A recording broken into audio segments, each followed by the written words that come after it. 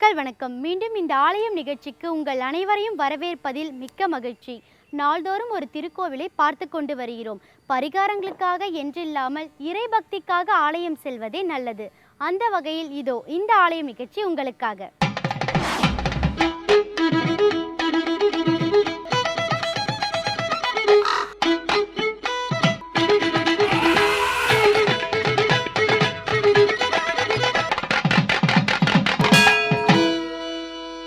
முத்தி தரும் தலங்கள் 7 முதன்மையானது காஞ்சி.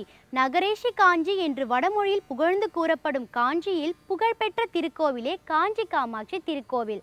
51 அக்ஷரங்களில் மிக முக்கிய அக்ஷர திருத்தலமாக கூறப்படும் காஞ்சி காமாட்சி திருக்கோவிலையே இன்றைய ஆலயம் நிகழ்ச்சியில் நாம் காண இருக்கிறோம்.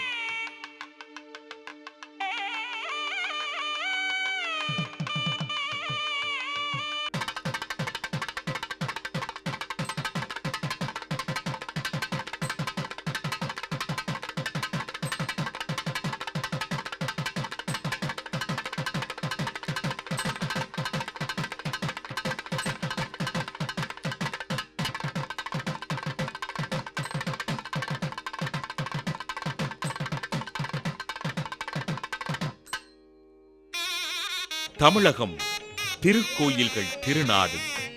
மூவேந்தர்கள் தொடங்கி யார் ஆட்சிக்கு வந்தாலும் திருக்கோயில் திருப்பணிகள் நிறையவே செய்துள்ளனர். அதனால்தான் இன்றும் ஆலயங்கள் பொலிவோடும் புகழோடும் விளங்குகின்றன. மதுரையில் மீனாட்சி, காசியில் விசாலாட்சி என்ற வரிசையில் காஞ்சியில் காமாட்சியே.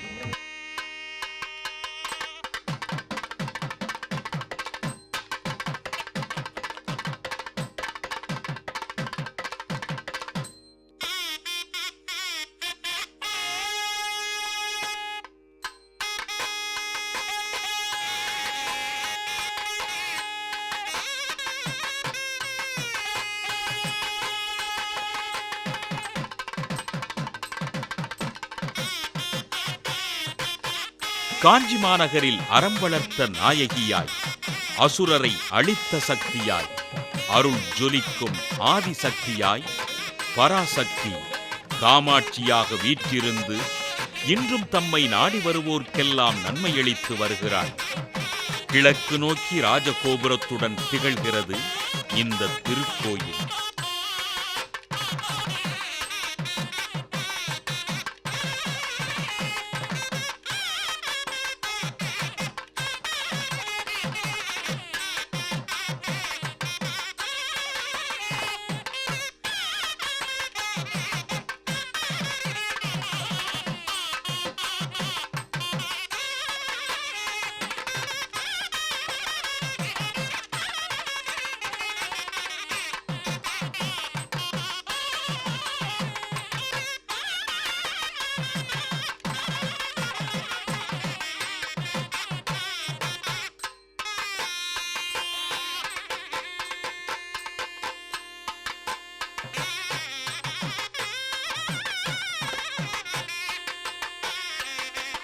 காயத்ரி மண்டபம் முதல் பிரகாரத்தின் நடுவில் அமைந்திருக்கிறது. இந்த மண்டபத்தில் வலது பக்கத்தில் காமாட்சி தேவி பீடம் உள்ளது. காயத்ரி மந்திரத்தின் 24 எழுத்துக்களை குறிக்கும் வகையில் 24 தூண்கள் இந்த மண்டபத்தில் இருக்கின்றன. இதன் 4 சுவர்களும் 4 வேதங்களை குறிப்பதாக சொல்கிறார்கள்.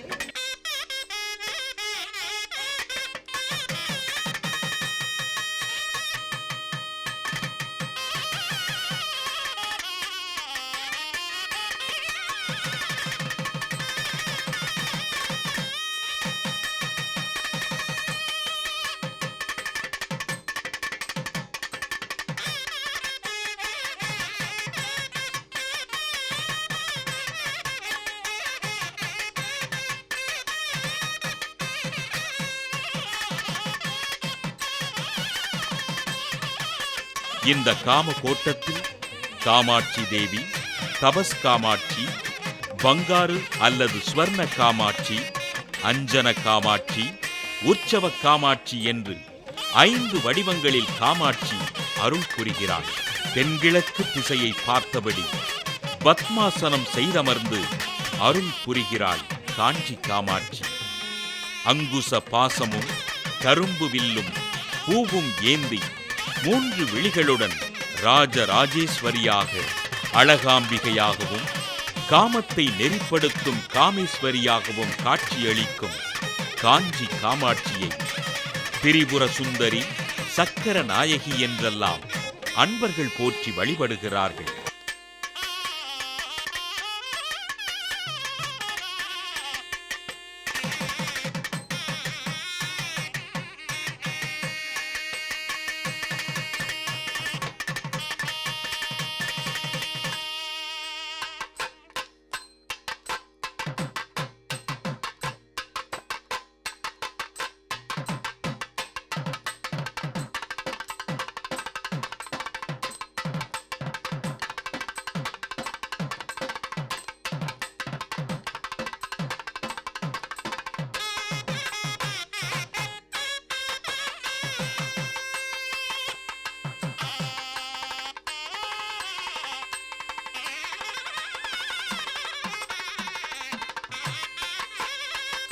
காஞ்சி காமாட்சி ஆலயத்துள் பராசக்தி எழுந்தருளி இருக்கும் மண்டபம் காயத்ரி மண்டபம் எனப்படுகிறது.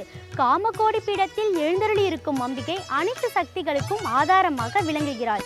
ஏகாம்பரநாதரின் வல்லமையே இந்த காமாட்சியம்மன் என்று தலபுராணம் கூறுகிறது.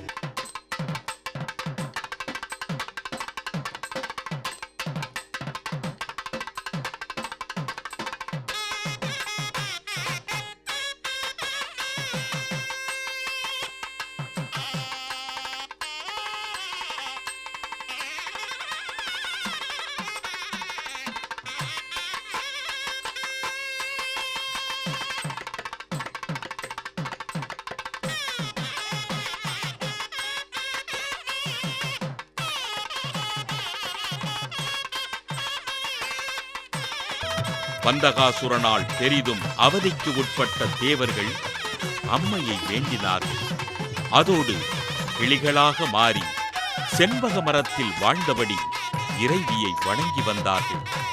தேவர்களின் வேண்டுகோளுக்கு இணங்கி பந்தகாசுரனை அழித்து தேவர்களை காத்த அம்மை இந்த திருக்கோயிலில் ஸ்தூல சூக்கும காரண சொரூபத்தில் அருள் பாலிக்கிறாள். அம்மையின் பீடம் ஸ்ரீசக்கர பீடமாக அமைந்திருக்க அதன் 8 கோணங்களிலும் 8 சக்திகள் திகழ்கின்றன.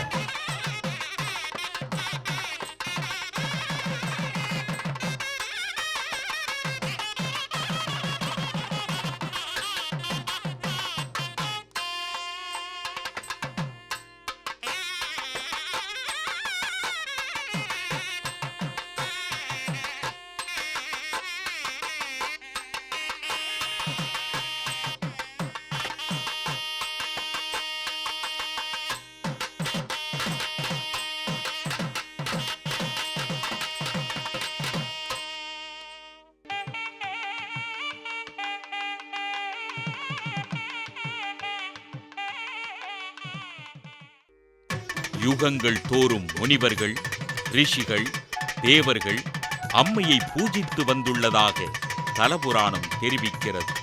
அரூபலட்சுமி எனப்படும் அஞ்சன காமாட்சி எழுந்தருளியிருக்கும் இடத்திற்கு எதிரில் சௌபாக்கிய கணபதி எழுந்தருளியிருக்கிறார். இதன் அருகிலேயே வடக்கு நோக்கிய நிலையில் வராகி காட்சியளிக்கிறாள். வராகிக்கு எதிரே சந்தான ஸ்தம்பம் என்னும் தூண் தசரத மகாராஜா வணங்கிச் சென்று பிள்ளைப்பேறு பெற்றதன் சான்றாக நிற்கிறது. இன்றும் இந்த தூணை தொட்டு ஒத்திக்கொண்டு காமாட்சியை வணங்கிச் சென்றால் சந்தான பாக்கியம் கிட்டும் என்கிறார்கள். முதல் பிரகாரத்தின் மேற்கு பக்கம் தர்மசாஸ்தா சன்னதி உள்ளது.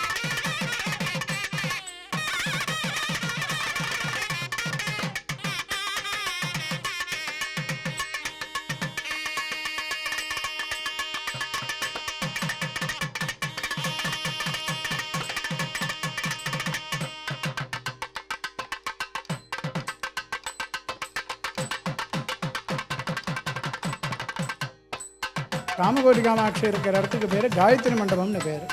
காயத்ரி மந்திரத்தோட 24 அக்ஷரங்கள் 24 தூண்களாக இருக்கிறதாகவும் மத்தியில் அம்பாள் இருக்கிறதாகவும் ஒரு ஐதீகம்.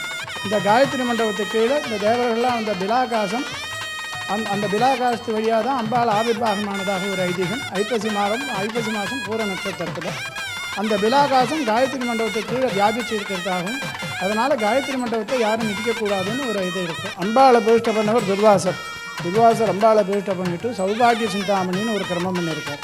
அது பிரகாரம் தான் இங்கே பூஜைகள்லாம். இது வைதிக பூஜைன்னு பேர். மற்ற கோவில்கள்லாம் ஆகம பூஜைன்னு பேர், இது வைதிக பூஜைன்னு பேர். இப்படிப்பட்ட காமாட்சி இருக்கிற க்ஷேத்திரத்தை பரிபாலனம் பண்ணணுன்றதுக்காக பிரம்மா ஒரு தாமரப்பூ ஆகாசத்தில் போடுறார். அது ஒரு ராஜாவாக வருது, ஆகாசராஜன்னு பேர். அந்த ராஜா பரிபாலனம் பண்ணுறார். அதுக்கப்புறம் அவருக்கு குழந்தைகளே இல்லை. அதனால் அவர் மகாகணபதியை பிரார்த்தனை பண்ணிட்டோன்னா மகாகணபதியை குழந்தையாக பிறக்கிறார். அந்த குழந்தைக்கு துண்டீரன்னு பேர். அந்த துண்டீர மகாராஜா ஆட்சி பண்ணதுனால இந்த க்ஷேத்திரத்துக்கு துண்டீர மண்டலம்னு பேர்.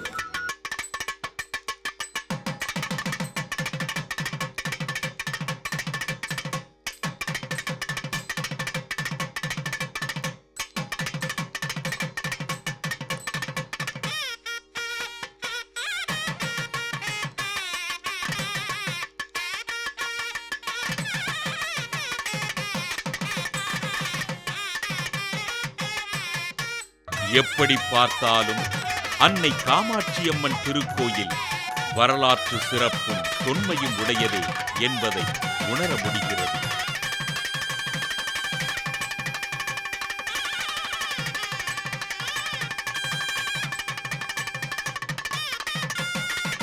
திருப்புகழ் என்பது அருணகிரிநாதர் முருகப்பெருமான் மீது அருளிய அருட்பாடல்கள். எல்லாமே தித்திக்கும் தேன், பிறவி நோய் நீக்கும் மருந்து, உள்ளத்தை உயர்த்தும் இசையில் திருப்புகழ் உயிரை மேம்படுத்தும். அந்த வகையில் இனி இன்றைய நிகழ்ச்சியில் என்ன பாடல், என்ன விளக்கம் என்று பார்ப்போம். எல்லோரும் இன்புற்றிருக்க நினைப்பதுவே அல்லாமல் வேறொன்று அறியேன் பராபரமே. அருணகிரிநாதருடைய அருந்தமிழ் பாடல் தந்த பசிதனை அறிந்து எனும் அற்புதமான பாடல் திருச்செந்தூரில் எழுந்தருளியிருக்கும் முருகப்பெருமானை துதித்து அருணகிரிநாதர் பாடியிருக்கக்கூடியது. இப்பாடலில் பல அற்புதமான தகவல்கள், அது மட்டுமல்ல அருந்தமிழ் சொற்கள் இன்று நமக்கு தெரியாதவை அவை இருக்கின்றன என்று பார்த்தோம். பாடலை பார்த்துவிட்டு விளக்கத்தை பார்ப்போம்.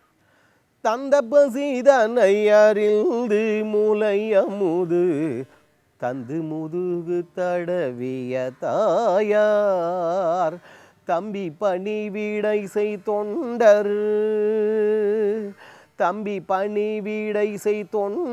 பிரியமுள தங்கை மருகர் உயிர் எனவே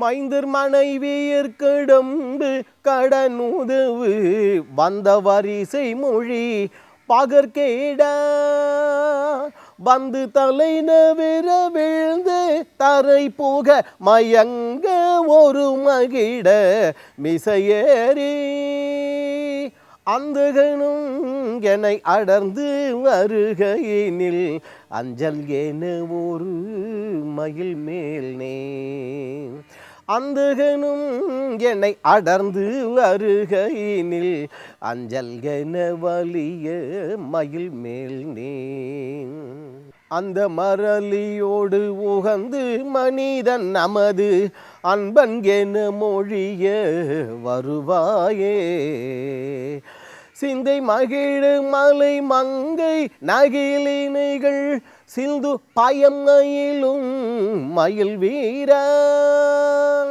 சிந்தை மகிழ் மங்கை இம்மனகிலினைகள் சிந்து பயமையிலும் மயில் வீர திங்களரவு நதி தோன்று சடிலர் அருள் செந்தில் நகரில் ஊரை பெருமாளே. பாடலின் பிற்பகுதியில் அருணகிரிநாத சுவாமிகள் சொல்லும் பொழுது சிந்தை மகிழ மலை மங்கை நகிலினைகள் சிந்து பயம் அயிலும் மயில் வீரா என்றார். சிந்து பயம் என்று ஏன் சொல்ல வேண்டும்? என்ன தகவல்கள், அற்புதமான விஷயங்கள் அவற்றை பார்க்க போகின்றோம். இப்பொழுது நாம் முருகப்பெருமான் திருவதாரம் எடுத்த பொழுது இந்த கார்த்திகை பெண்கள் 6 பேர் இந்த குழந்தைக்கு பாலமுதம் அருத்தினார்கள். பிற்பாடு அம்பிகை வருகின்றாள். இந்த குழந்தைக்கு அம்பிகையே பால் கொடுக்கின்றாளாம். அவ்வாறு பால் கொடுக்கும் பொழுது அந்த பால் துளிகள், சில துளிகள் அப்படியே சிந்தி சரவண பொய்கையில் கலக்கின்றது. அதனால தான் சிந்து பயம், அதாவது சிந்துகின்றது அந்த பால். பயம் என்றால் பால் என்று பார்த்தோம், பயம் என்று உச்சரிக்கக்கூடாது என்றும் பார்த்திருக்கிறோம்.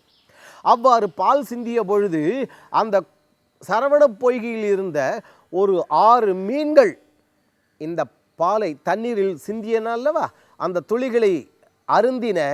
அடுத்த வினாடியே இந்த 6 மீன்களும் முனிகுமாரர்களாக உருவம் மாறி அங்கே முருகனையும் அம்பிகையும் வணங்கின. அந்த தகவல் எதற்காக? ஏன் அருணகிரிநாதர் சிந்து பயம், அம்பிகை இவ்வாறு பாலை அளிக்கும் பொழுது அது சிந்தி போயிற்று என்று ஏன் சொல்ல வேண்டும்? நமக்காக. எல்லா விதமான வழிபாடுகளும் எல்லாம் செய்யலாம். எவ்வுயிரும் தம்முயிர் போல் எண்ணி பேதமுறாது என்று நமது முன்னோர்கள் எல்லாம் சொன்னார்கள் அல்லவா. அதுபோல மறந்து போய் கூட அடுத்தவர்களுக்கு மட்டுமல்ல, அடுத்தவைகளுக்கும் இடைஞ்சலோ பயத்தையோ நாம் உண்டாக்கக்கூடாது. பராசரருடைய குழந்தைகள் தப்தர், அனந்தர், நந்தி, சதுர்முகன், சக்கரபாணி, மாலி என்று 6 குழந்தைகள். முனிகுமாரர்கள் வேதமெல்லாம் எல்லாம் கற்றவர்கள். ஒரு நாள் அவர்கள் அந்த குளத்தில் இருந்த பொழுது, குளத்தில் பார்த்தார்கள். திருப்பரங்குன்றத்தில் நடந்த கதை இது. அந்த குளத்தில் இருந்த மீன்கள் இருக்கின்றன அல்லவா, அந்த மீன்களை பிடித்து கொண்டு வந்து அந்த கரையில் இருந்த அந்த கொதிக்கக்கூடிய பாறை இருக்கின்றதை, அந்த பாறையில் இந்த மீன்களை அள்ளி போட்டார்கள். துடித்து துவண்டன. முனிவர் வந்தார். அவர்களுக்கெல்லாம் அடுத்தவன் குழந்தை தான் குழந்தைங்கிற வித்தியாசம் கிடையாது.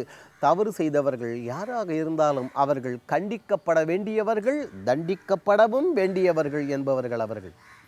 இந்த 6 குழந்தைகளுக்கு சாபம் கொடுத்தார். இவ்வாறு தீங்கு செய்ததன் காரணமாக நீங்கள் 6 பேரும் மீன்களாக போய் பிறக்க கடவது.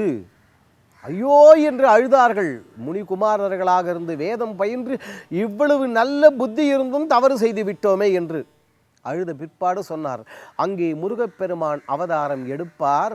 அந்த முருகப்பெருமானுக்கு அம்பிகை பாலமுதம் அருத்துவாள். அப்படி அருத்தும் பொழுது சில பால் துளிகள் சிந்தும். அவற்றை நீங்கள் உண்பீர்கள். அதன் மூலம் உங்களுக்கு சாப விமோசனம் கிடைக்கும் என்றார். அதே போல முருகப்பெருமான் அவதாரம் செய்தார். அங்கே அம்பிகை அந்த குழந்தைக்கு பால் அமுதம் அருத்தினாள். இந்த சிந்திய பால் அந்த 6 மீன்களும் உண்டன, சாப விமோசனம் பெற்றன. மறுமுறை அடியேன் அந்த 6 குழந்தைகள் பெயர்களை சொல்கின்றேன்.